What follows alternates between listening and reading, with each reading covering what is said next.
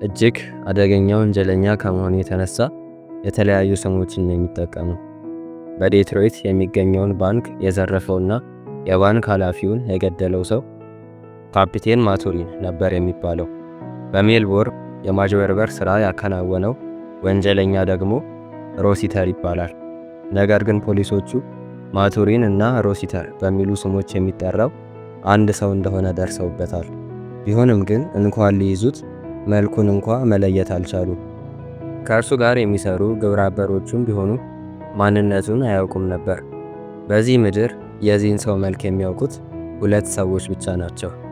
አንዱ የባንኩ ኃላፊ ሲሆን የዛን ቀን ተኩሶ ገድሎታል። አንዷ ደግሞ የባንኩ ኃላፊ ፍቅረኛ ስትሆን የዛን ቀን ፍቅረኛዋ ሲተኮስበት ቆማ ተመልክታለች። ይህቺ ሴት ስሟ ሚሲስ ቫን ስኑፕ ሲሆን ፖሊስ ለመሆን የወሰነችው የዛን ቀን ነበር። ከረጅም ጊዜያት በኋላ አንድ ቀን ሚሲስ ስኑፕ ወደ ሜክሲኮ ታመራለች። ወደ ሜክሲኮ የመጣችው ለራሷ ዓላማ ቢሆንም ሌሎች የሚያውቁት ግን ለጉብኝት እንደመጣች ነው። ከቀኑ 7 ሰዓት ተኩል አካባቢ ነበር ከታክሲ የወረደችው። አካባቢው ሪጀንት ጎዳና በመባል ይታወቃል። ብዙ ሰዎች የሚተራመሱበት የገበያ ቦታ ነው። አካባቢውን ቆማ ስትቃኝ የምትጎበኝ እንጂ አንድ ሰው እየተከታተለች አይመስልም። ከገበያው ባሻገር አንድ ተለቅ ያለ የሀብታሞች ካፌ አለ። ወደ ካፌው ሲገቡም ሆነ ሲወጡ የሚታዩት ጥሩ ልብስ የለበሱ ሰዎች ናቸው። ሚሲስ ስኑፕም ረጋ ባለ እርምጃ ወደ ካፌው ተጓዘች። እዛ የሆነ ነገር ሳታይ አልቀረችም። ሚሲስ ስኑፕ ቆንጆ በመሆኗ ሰዎች ሁሉ አይናቸውን ጣሉባት። አለባበሷና መልኳ አሜሪካዊ እንደሆነች ያሳብቅባታል። እርሷ ግን ረጋ ብላ በሰዎቹ መካከል በማለፍ ወደ ውስጥ ገብታ ተቀመጠች። እንዲህ አይነት ቆንጆ ሴት ብቻዋን በማየታቸው የተገረሙት ሰዎች አሜሪካዊ መሆኗን አልተጠራጠሩም። ከእርሷ በፊት ወደ ካፌው የገባ አንድ ሌላ ሰው ነበር። ሰውየው ረዘም ያለና ጥሩ ልብስ የለበሰ ግለሰብ ነበር። ሰውየው አንድ ወንበር ስቦ ሲቀመጥ፣ እርሷ ደግሞ በጥንቃቄ ከኋላው አንድ ወንበር ስባ ተቀመጠች። ይቅርታ የኔት፣ ይህ ጠረጴዛ ግን ለ4 ሰዎች ነው። ብቻሽን ከሆንሽ እዚያ ጋር ተቀመጭ አላት እዛ የነበረው አስተናጋጅ ወደ ሌላ ጠረጴዛ እየጠቆመ። እርሷ ግን ኮስተር ብላ ይሄ ቦታ ተመችቶኛል አመሰግናለሁ ብላ ጥቂት ብሮች አስጨበጠችው። ጉቦ መሆኑ ነው። ቦታው በብዙ ሰዎች የተሞላ ቢሆንም ከእርሷ ውጪ ብቻዋን የምትዝናና ሴት አልነበረችም። የብዙዎች አይን እርሷ ላይ እንዳረፈ ተሰምቷታል። ቢሆንም ግን አሁንም ተረጋግታ ምግቧን እየተመገበች ነው። ከፊቷ የተቀመጠው ሰው ደግሞ ምሳውን ጨርሶ ሻምፓኙን እየተጎነጨ ነው። አይኗን ሳትነቅል ስትከታተለው የነበረው ሰው እንዲያመልጣት አልፈለገችም። ስለዚህ አስተናጋጁን ጠርታ ሂሳብ እንዲያመጣላት ጠየቀችው። ከዚያም ከቦርሳዋ ወረቀት አውጥታ መጻፍ ጀመረች። ምን እንደምትጽፍ የሚያውቅ አልነበረ። አስተናጋጁ ብዙም ሳይቆይ ሂሳቡን አመጣላት። እርሷም ሂሳቧን ከከፈለች በኋላ የጻፈችውን ወረቀት አጣጥፋ ቦርሳዋ ውስጥ ከተተችው። ከዚያም ቡናዋን እየጠጣች ዘና ለማለት ሞከረች። ጥቂት ቆይቶ ከፊቷ የነበረው ሰው ቢል እንዲመጣለት አዞ ለመውጣት መሰናዳት ጀመረ። በዚህ ጊዜ ሚሲስ ስኑፕ ፈጠን ብላ እጇ ላይ ጓንቶችን አጠለቀች። ከዚያም ሰውየው ሲወጣ ቀስ ብላ ከኋላው ተከተለችው። የፍቅረኛዋን ገዳይ ለመያዝ ብትቃረብም ለእርሱ የሚበቃ ጉልበት እንደሌላት ታውቀዋለች። ምክንያቱም ሰውየው እጅግ አደገኛና በአካል ብቃት የዳበረ ሰው ስለሆነ። ፖሊሶችንም ብትጠራ ሊፈጠር የሚችለው ግርግርና በመሃል የሚጎዱት ሰዎች ታወሷት። ስለዚህ ሌላ ዘዴ መጠቀም እንዳለባት ወሰነች። ሰውየው ወደ ውጭ ወጥቶ ደረጃውን ከወረደ በኋላ ትንሽ ቆም ብሎ አካባቢውን መቃኘት ጀመረ። በአካባቢው አንድ ጋዜጠኛና ፖሊስ ቆመው ነበር። የሆቴሉ ዘበኛ ቀርቦ ታክሲ እንዲመጣለት እንደሚፈልግ ጠየቀው። ሰውየውም በአዎንታ አንገቱን ነቀነቀ። ዘበኛው ታክሲ ለመጥራት ሲሄድ ሚሲስ ስኑፕ ቀስ ብላ ወደ ሰውየው ተጠጋች። ጋዜጠኛውንና ፖሊሱን ስታይ ደስ አላት። ቆንጆ በመሆኗም የጋዜጠኛውን ትኩረት ለመሳብ አልከበዳትም። ጋዜጠኛው ወደ እርሷ ሲዞር ጠብቃ ከሰውየው ኪስ አንድ ፓኮ ሲጋራ ሰረቀች። ይሄን ያየው ጋዜጠኛ የበፊቱ ሐሳቡን ትቶ ተበሳጨ። እርሷ ግን የተደናገጠች በመምሰል ሲጋራውን ቶሎ ብላ ኪሷ ውስጥ ከተተች። ጋዜጠኛው ኮስተር ብሎ ወደ ሰውየው ከተጠጋ በኋላ ይህች ሴት ከኪስ የሆነ ነገር ወስዳለች አለቃ እያለ ከሴትየዋ ጋር አፋጠጠው። ሰውየው ወደ ኪሱ ሲገባ ሲጋራው የለም። እርሷ ግን ደጋግማ ምንም እንዳልወሰደችና ሌባ እንዳልሆነች ጮክ ብላ መናገር ጀመረች። አካባቢው ሁሉ በግርግር ተሞላ። ይህን የሰሙ ሰዎች ሁሉ ዙሪያቸውን ከበው ሁኔታውን መከታተል ጀመሩ። በዚህ ጊዜ ነበር ፖሊሱ ወደ እነርሱ የመጣ። ምንድነው እርሱ? አለ እጅግ በተኮሳተረ ድምፅ። አካባቢው ሁሉ በጸጥታ ተሞላ። በዚህ ጊዜ ጋዜጠኛው ወደ ሚሲስ ስኑፕ እየጠቆመ ይህች ሴት ከዚህ ሰውዬ አንድ ፓኮ ሲጋራ ሰርቃለች አለቃ አለ በርቱና ደፋር አንደበት። ሰውየው ግን ምንም ሁኔታውን የወደደው አይመስልም። በተለይ ፖሊስ መምጣቱ እንዳስጨነቀው ከፊቱ ያስታውቃል። ፖሊሱ ወደ ሚሲስ ስኑፕ ከተመለከተ በኋላ ይሄ እውነት ከሆነ አሁኑኑ ብትመልሽለት ይሻላል አላት ኮስተር ብሎ። እርሷ ግን ምንም ነገር እንዳልሰረቀችና ሌባ አለመሆኗን ደጋግማ ተናገረች። ጋዜጠኛው በጣም ተበሳጨ። ምን አታፍሪም እንዴ?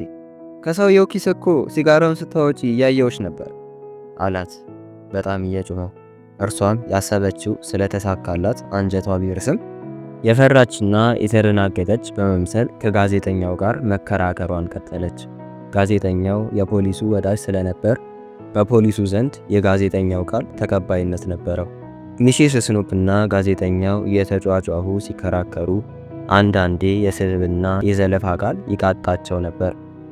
ይህን ሲመለከት የቆየው ፖሊስም ትዕግስቱ ስላለቀ እንዲያቆሙ ትዕዛዝ ከሰጠ በኋላ ሁሉም ወደ ፖሊስ ጣቢያ ሄደው እዚያ እንደሚነጋገሩ ውሳኔ አስተላለፈ። ከንግግሩ እንደተበሳጨ መገመት ቀላል ነው። ሚሲስ ስኑፕ ያሰበችው በመሳካቱ ብትደሰትም አሁንም ፊቷ ላይ የሚታየው ግን የጭንቀትና የድንጋጤ ምልክት ነበር። ይህን ሁሉ በዝምታ ሲከታተል የቆየውና በሁኔታው ግራ የተጋባው ተሰራቂ የፖሊሱን ቃል በሰማ ጊዜ ይበልጥ ተጨነቀ። ከዚያም ሲጋራውን እንደማይፈልገውና ሁሉም በሰላም ቢለያዩ የተሻለ መሆኑን ገለጸ። ነገር ግን ፖሊሱ በሚሲስ ስኑፕ አነጋገርና ሁኔታ በጣም ተበሳጭቶ ስለነበር ሐሳቡን አልተቀበለው። የንብረቱን ትንሽነት ብቻ ማየት የለብህም አለቃ። ይህች ሴት ሲጋራውን የሰረቀችው ምናልባት እድሏ ስላልቀናት ነው። በሲጋራው ቦታ ምናልባት ብር ወይም ሌላ ነገር ጠፍቶ ሊሆን ይችል ነበር። ደግሞ ማንም ሰው ለሰራው ወንጀል ተገቢውን ቅጣት ማግኘት አለበት አለ የሰውየውን መልካምነት በውስጡ እያደነቀ። ሰውየው መላ አሜሪካን ያሸበረ ነፍሰ ገዳይና ሌባ እንዲሁም አደንዛዥ ዕፅ አዘዋዋሪ መሆኑን ሌሎች የፖሊስ ጓዶቹም አጥብቀው የፈለጉት ያሉት ሰው እንደሆነ ምንም አልተረዳም። እንዴትስ ሊረዳ ይችላል? የሰውየውን መልክ የሚያውቅ ማንም የለምና። ሰውየው ፖሊሱ ላይ ሌላ ጥርጣሬ ላለመፍጠርና ጉዳዩን ቶሎ እንደሚያልቅ ተስፋ በማድረግ ከእነርሱ ጋር ወደ ፖሊስ ጣቢያ ለመሄድ ተስማማ። ሚሲስ ስኑፕ አንጀቷ ቢርስም አሁንም ግን ሐሳቧን እንዳያውቁ መጠንቀቋን ቀጥላለች። እዛ ከደረሱ በኋላ ፖሊሱ ወደ አንድ ክፍል ይዟት ሄደ። እርሷ ግን አሁንም ምንም እንዳልሰረቀችና ሌባ እንዳልሆነች ደጋግማ ትናገር ነበር። ፖሊስ ጣቢያ ውስጥ ካለች ሌላ ሴት ፖሊስ ጋር ካገናኛት በኋላ ሁኔታውን ሁሉ በደንብ አስረድቷት አጥብቃ እንድትፈትሻት በማስጠንቀቅ ትቷት ይወጣል። ፖሊሷ ግን ሲጋራውን ለማግኘት ጊዜ አልወሰደባትም። ልክ እጇን ወደ ሚሲስ ስኑፕ ኪስ ስትከት ሲጋራውን አገኘችው። እሺ ቆንጂት፣ አሁንም ምንም አልሰረኩም ነው የምትይው? ወንጀሉን ማመኑ አይሻልሽም? አለቻት በእህታዊ አነጋገር። ሚሲስ ስኑፕ ግን ከት ብላ መሳቅ ጀመረች።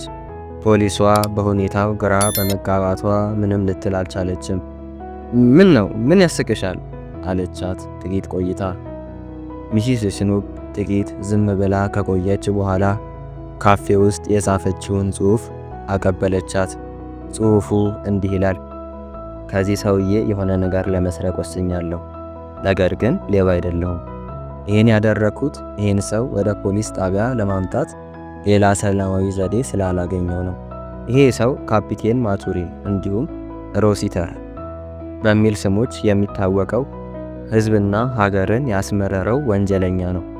በመላው አሜሪካ እንዲሁም በአውሮፓ ጭምር ተፈላጊ ወንጀለኛ ነው። ስሜ ሚሲስ ስኑፕ ሲሆን በአሜሪካ ኒውዮርክ ውስጥ መርማሪ ፖሊስ ነኝ ይላል። ፖሊሷ አንብባ ስትጨርስ ፊቷ ላይ ይታይ የነበረው ስሜት የተዘበራረቀ ነበር። ሚሲስ ስኑፕም የፖሊስ መታወቂያዋን አውጥታ እያሳየቻት ይህን ወረቀት ሂጂና ለአለቃሽ ስጪው፣ ይሄ ሰው ከዚህ በኋላ ቅጣቱን ማግኘት አለበት አለቻት። ፖሊሷ ወረቀቱን ይዛ ለመውጣት ጊዜ አላባከነችም። ወስዳ ለአለቃዋ ሰጠችው። ሁኔታውንም ነገረችው። ፖሊሱ ወደ እርሷ በመምጣት ያለችውን ሁሉ አረጋገጠ። ፊቱ ሁሉ በደስታና በጉጉት ተሞልቶ ነበር። ይሄ ሰው ካፒቴን ማቱሪን እንደሆነ እርግጠኛ ነሽ ብሎ ጠየቃት። እርሷም ያሳለፈችውን ሁሉ የባንክ ኃላፊው ፍቅረኛም እንደነበረች ይሄ ሰው ፍቅረኛዋን ፊት ለፊቷ እንደገደለው ነገረችው። ይህን ካለችው በኋላ አንገቷን ደፋ አድርጋ ማልቀስ ጀመረች። ፖሊሱም ሁኔታውን በማረጋገጡና መታወቂያዋንም በማየቱ ያ ሰው ካፒቴን ማቱሪን ወይም ሮሲተር እንደሆነ ለማረጋገጥ ቻለ። ያ ፖሊስ ጣቢያ በዛን ቀን ደስታ በደስታ ሆኖ ነበር። ሚሲስ ስኑፕም በመላው አሜሪካ በአውሮፓም ጭምር እጅግ ዝነኛ ሆነች። ካላት ማዕረግ ላይም 2 ማዕረጎች ተጨመሩላት። እርሷ ግን ዓላማዋን ስላሳካች እንጂ ስለ ዝናዋ እንዲሁም ስለ ማዕረጓ ደንታ አልነበራትም። ያ ጨካኝ ወንጀለኛ በመታለሉ እየተቆጨና እየተንገበገበ እድሜ ልኩን ኖረ።